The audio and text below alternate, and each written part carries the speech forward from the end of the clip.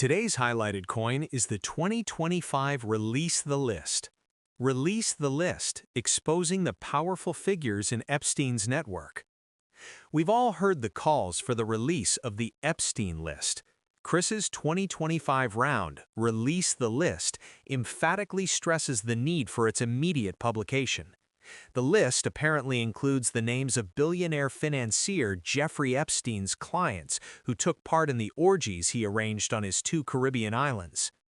The smaller of Epstein's two islands is named, ironically, Little St. James Island. He purchased this 77-acre island in 1998 for $7.95 million, while Bill Clinton was President of the United States.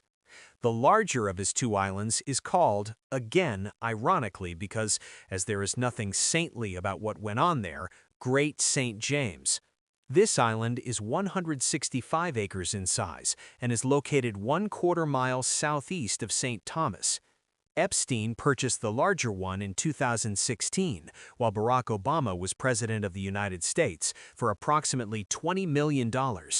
In 2023, after his arrest and suspicious death in jail in 2019, his estate sold both islands for $60 million to Black Diamond Capital Management billionaire Stephen Deckhoff.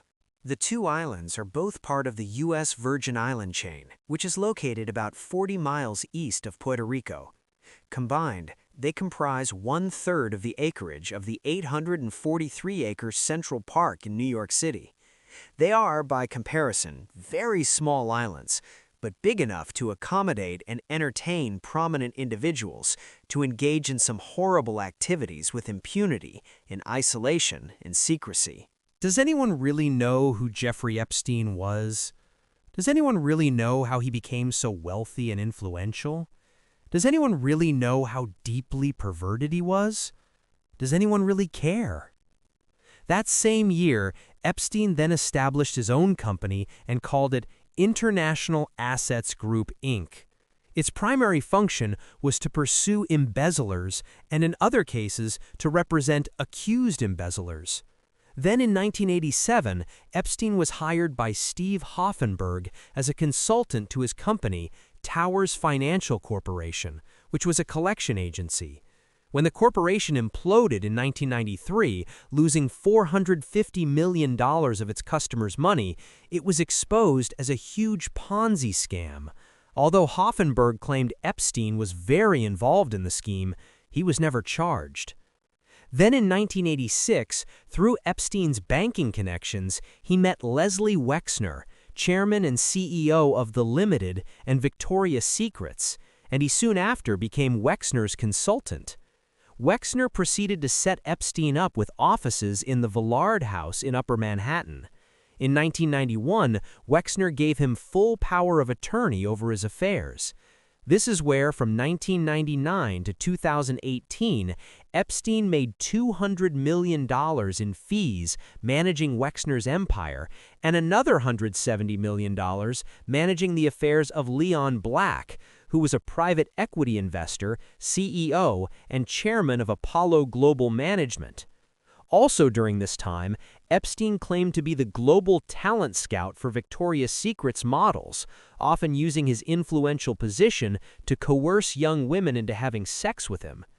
In 1996, Epstein changed the name of his company and moved it offshore, thus reducing his federal income tax by 90%. He set up his new company, Financial Trust Company, in St. Thomas in the U.S. Virgin Islands. And shall we say, the rest is history? Well, not quite. Once a scoundrel, always a scoundrel. By 2002, he was employing 150 people in 3 locations: the Lard House, Wexner's headquarters in Columbus, Ohio, and in St. Thomas. But his sexual proclivities would finally catch up with him in Florida. In fact, Epstein was classified as a sex offender in 2008 when he pled guilty to and was convicted of transporting a minor for the purpose of prostitution.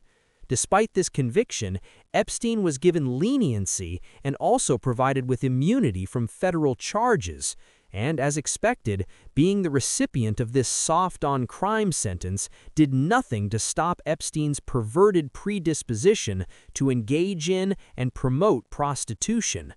Soon, Epstein's repertoire expanded into sex trafficking and pedophilia while transporting naive young girls from all over the world to his tiny, patrolled U.S. Virgin Island from which they could not escape.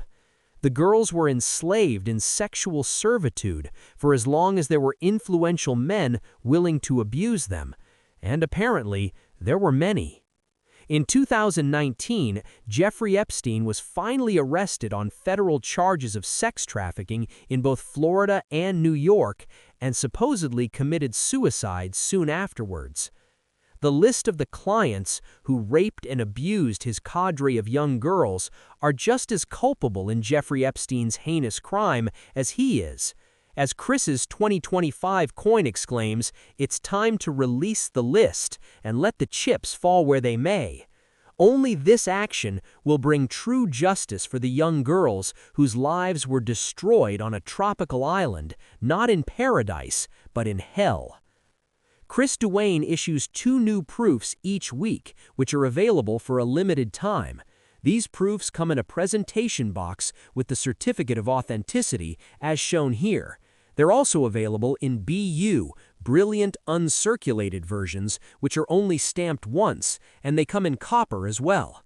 You can check out all Chris's Silver Shield proofs and all things Silver Shield on Chris Duane's silvershieldcoins.com.